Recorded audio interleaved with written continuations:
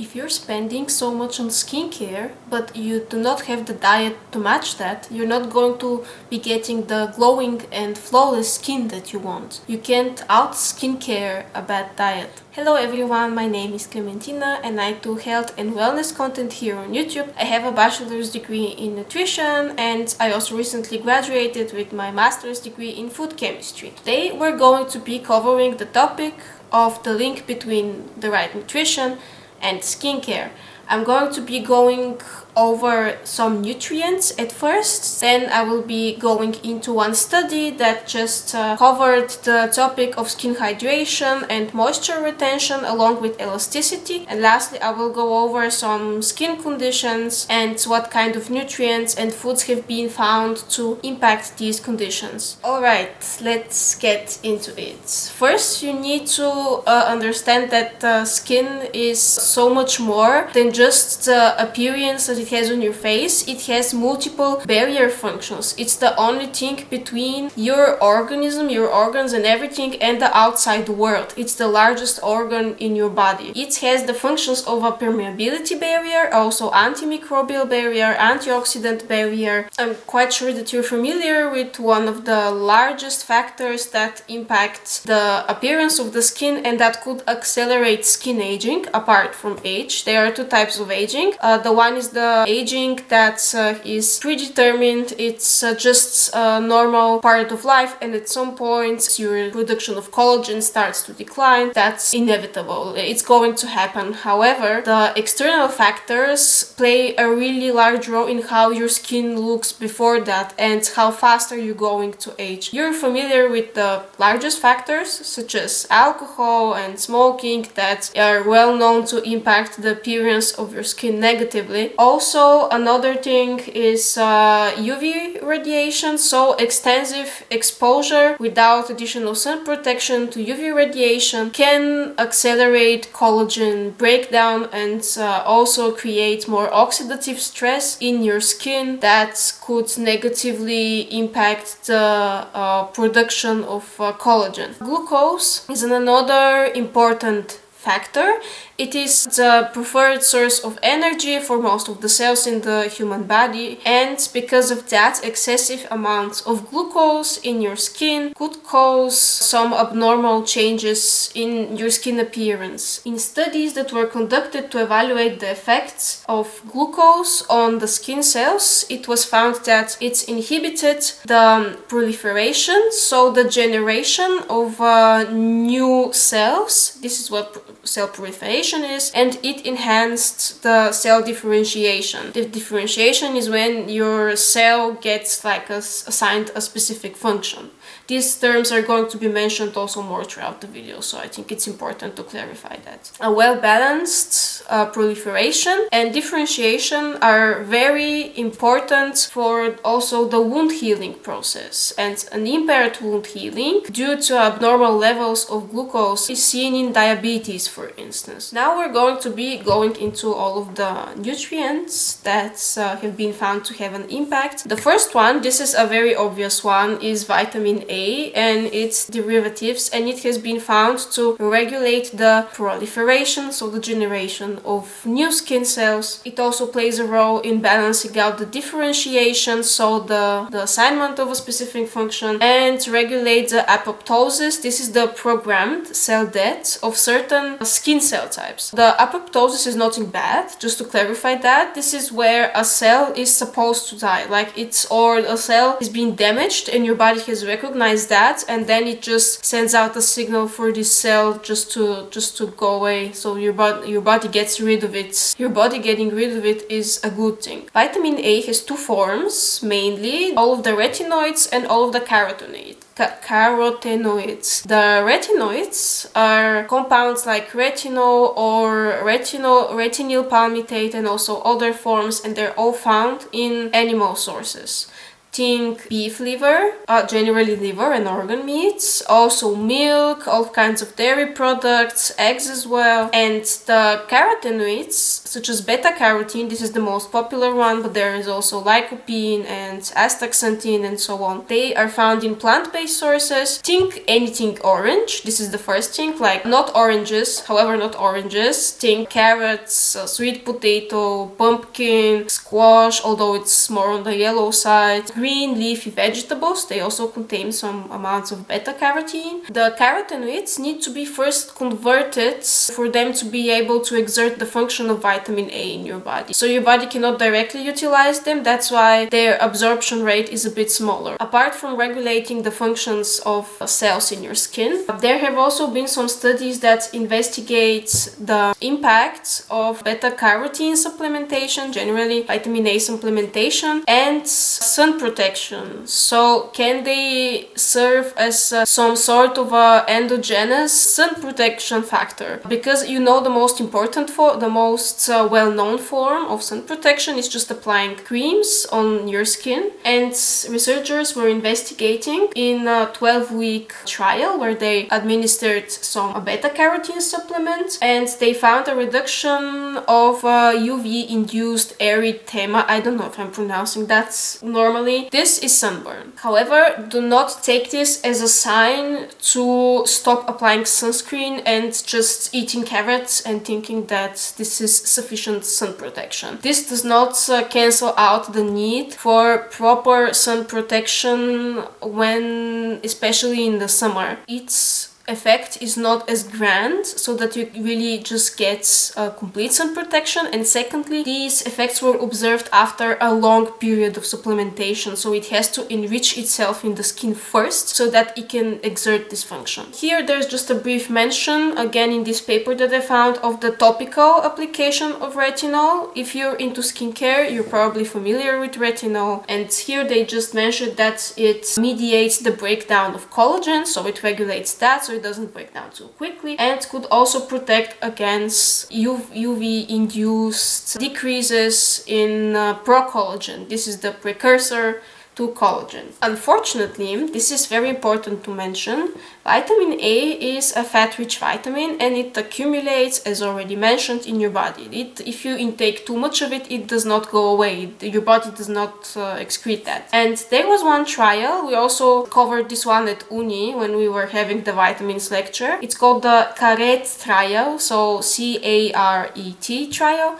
And they were investigating the impact of vitamin A supplementation and beta-carotene supplementation on smokers to see if it would then decrease their chances of lung cancer. However, they were giving them larger amounts over a very long period of time, and in the end they found that the smoker group that was supplemented with vitamin A had a higher incidence of lung cancer compared to the smoker group that did not have the vitamin A supplement, so the control group. And this is just to say that having too much of this vitamin, generally of any vitamin, is not a good thing. The second vitamin is vitamin C. It is a water-soluble vitamin, so you're not going to be seeing the same dangerous effects. It does not enrich in your body. If you have too much of it, your body just gets rid of it. It is a cofactor for two enzymes. It is involved in the enzymatic processes for the production of collagen. It stabilizes its structure. This is why vitamin C is seen in so many skincare products as well. It also plays a role in cholesterol synthesis and also the absorption of iron and also the absorption of selenium in your body. Its main role, apart from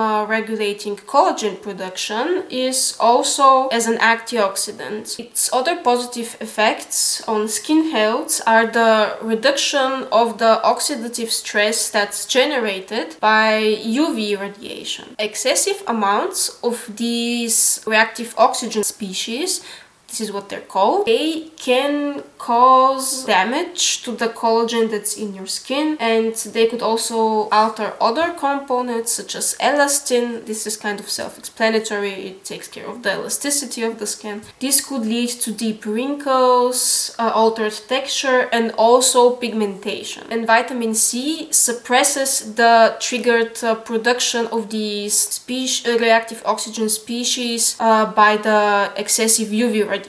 Additionally, it was found that it also increases the retention of moisture in the skin and skin hydration. Vitamin C supplements have also been found to decrease the production of melanin, I mean the excessive production of melanin, which could lead to age spots or melasma. And melasma, these are just think when older people, or not only older people, but generally people get these kind of areas of the skin where it's darker. You just to be familiar, I'm not going to be putting images of the conditions. I don't like just putting those kinds of images in my videos, but you can feel free to Google it. I googled all of them, so it could be easier to explain. Vitamin C is contained, I'm pretty sure you're familiar with that, in citrus fruits. This is like the largest plant source of vitamin C, but they can also be found in some, again, green leafy vegetables and also spinach. Think also broccoli, or foods such as strawberries. From the animal foods, vitamin C is not contained in any of those. Its main sources are plants. Now we're moving into vitamin D. This vitamin is actually synthesized in your skin. The main way to get this vitamin is through skin exposure to sunlight. This is why too much sun protection is also not necessarily good, because then you cannot synthesize vitamin D and you are not able to get sufficient amounts of vitamin D with your diet. It's contained in small amounts in eggs and fatty fish, but this is far from sufficient for your body. The main function of vitamin D in your skin is enhancing its defense against pathogens. So the antimicrobial defense that I mentioned earlier.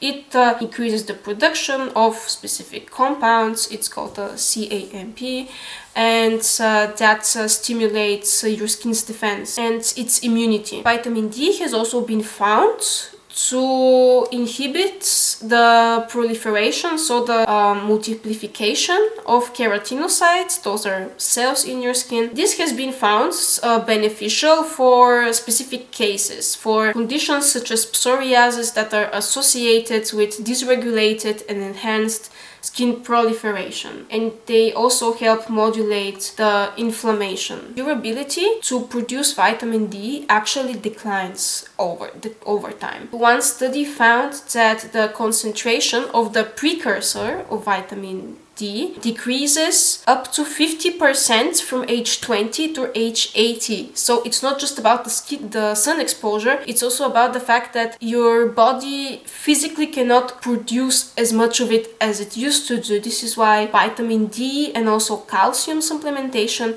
are especially important in elderly people for them to maintain a good immunity and also bone health. The last vitamin is vitamin E. It's again a lipid soluble vitamin. I think I also forgot to mention that vitamin D is lipid soluble as well, so you can have too much of it and have a negative consequence from that. It is again an antioxidant. It's found in multiple tissues and it protects your cells and the lipids in them from oxidative damage. It is also very sensitive to excessive UV radiation, and its contents in your skin rapidly decline after excessive UV exposure. It suppresses collagen breakdown. This is its main function. This is how your skin is protected with vitamin E, and the most beneficial effects have been found when applying creams that contain both vitamin E. I mean, if we're talking apart from the food sources right now, both vitamin E and vitamin C as well, they work together very well in this synergistic manner. Most people do not have a deficiency in vitamin E. This is one of the vitamins that is easiest to obtain actually, because it's contained in large amount of plant oils, also think nuts and seeds, also avocados, think just plant-based foods that have a significant amount of fat in them. But the most well-known source is plant oils. There are 3 minerals that have also been found to be linked to skin health. The first one, and this is the most obvious one, is zinc, because it's also a component in a lot of the sunscreen products, in the creams I mean. Zinc's ability to absorb the UV radiation is what makes it so important. So that's why it's contained in all of these sunscreens. Zinc, I already talked about this in my hair video. It's contained again in some organ meats, but also different nuts and seeds, and also in some plant products such as lentils, but in lower amounts because it's not as easily absorbed from the plant products as it is from animal sources. The other two minerals are copper and selenium. Selenium is an antioxidant. This one again overlaps with the minerals from my hair growth video. And copper has been found to stimulate the maturation of collagen. So it regulates again collagen and its functions in your skin. Here there was one specific study. Until now I've been discussing this review. It was kind of a summary of different studies. But now we're going to cover one study that was done on elasticity and firmness only of the skin. It was done only on women aged from 21 to 74. The first thing is that younger women below the age of 40 were generally found to have a stronger correlation between the amounts of these nutrients that I'm gonna mention and elasticity and firmness on the skin. And later on this correlation started to decline. Maybe it's related to the decline in collagen later on in life. That's where the vitamin intake and just the nutrient intake starts to also play a bit of a smaller role. But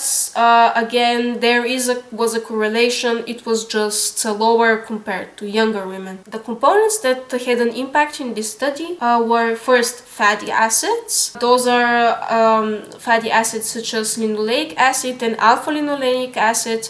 They are found in, again, nuts and seeds, mostly also avocados. They are omega-6 fatty acids, so they are unsaturated fatty acids, and they were found to correlate with the skin elasticity positively. Another important nutrients were dietary fiber. This could also be connected to your gut health. I actually want to do a gut health video in the future, and consuming enough dietary fiber was found to also positively correlate with parameters of the skin such as skin elasticity, firmness and hydration. Same thing goes for a number of different minerals such as sodium, potassium, magnesium.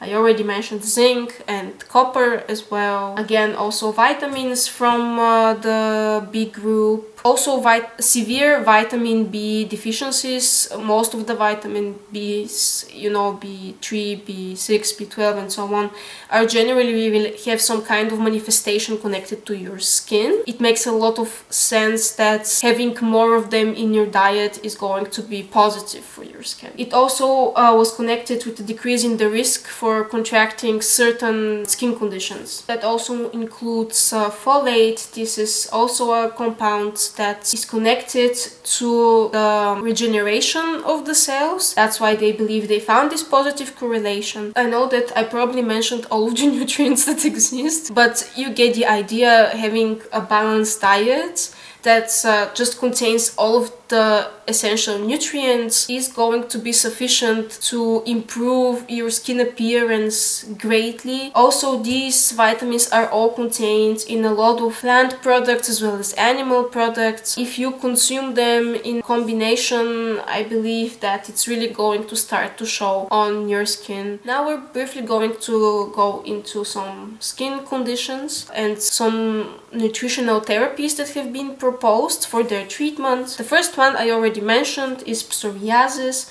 which is connected to the appearance of red patches on the human body, also scales, and it's an chronic inflammatory condition of the skin. Here, the foods that have been found to negatively impact psoriasis and exaggerated are red meats and alcohol, which activate inflammatory pathways. Omega-3 fatty acids and vitamin D and B12 have been proposed as ways to combat that nutritionally because they help regulate inflammation. Another condition that was discussed is vitiligo. This is discoloration of the skin, and these patches of discoloration get bigger over time. Nutritional approaches that were mentioned include the reduction of foods that contain dairy, so butter, milk products, Also red meats, foods high in sugar, basically things that kind of again exaggerate the inflammation. Foods that have been found to improve are olive oil, tomatoes, avocados, legumes, soybeans, onions, garlics, grapes, berries, so foods that are again mostly plant-based and have high amounts of antioxidants and other minerals. Atopic dermatitis, or I think it's most widely known as eczema, is another condition that's inflammatory, and very similarly to the other conditions, any kind of food that could exaggerate the inflammation, or also in this case foods that are potential allergens such as wheat, milk, soy, fish, eggs and nuts. Although eggs and nuts are healthy, they are connected to the release of immunoglobulins. Those are the things that are released when you have an allergic reaction. That's why they are to be limited. What's proposed as a nutritional therapy are again omega-3 and omega-6 fatty acids, supplementation of the vitamins A, C, D and E. The supplementation with probiotics has also been proposed, also prebiotics, since it again regulates your innate immunity, just in another way, regulating the immunity in your gut. And lastly, acne is probably the most popular and widespread skin condition, and the health of the gut microbiota has also here been linked to the way that acne manifests. Products such as skim milk and also products high in sugars and refined grains have been connected to in an increased sebum production, also stimulated production of androgens, which all leads to the manifestation of acne. And studies have found that a 10-week therapy with a diet that's dairy-free and low in glycemic load. Glycemic load is a kind of to measure the insulin response that you would have from consuming different portions of food. So when you're saying low glycemic load, think diet that would not raise your blood sugar too much. This 10-week low glycemic load diet was found to improve acne and also, as another benefit, enhance insulin sensitivity. And now a brief mention, honorable mention of two supplements. The first one is not actually a supplement, it's more of a supplementation to your diet. That's bone broth. I've seen that it's getting more popularity and people are drinking it because it contains collagen.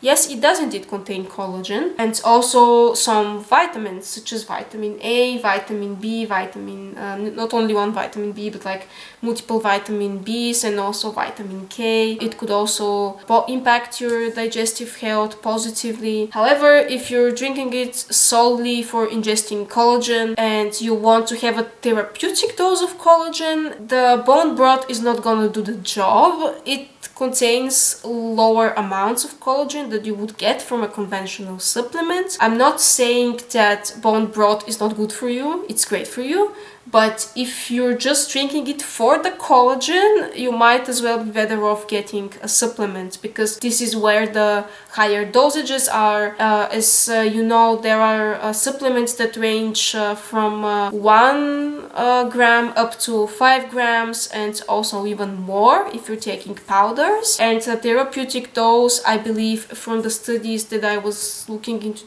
this other video, were anywhere again above 5 grams of collagen. Another supplement is the beef liver supplement, or generally consuming larger amounts of beef liver.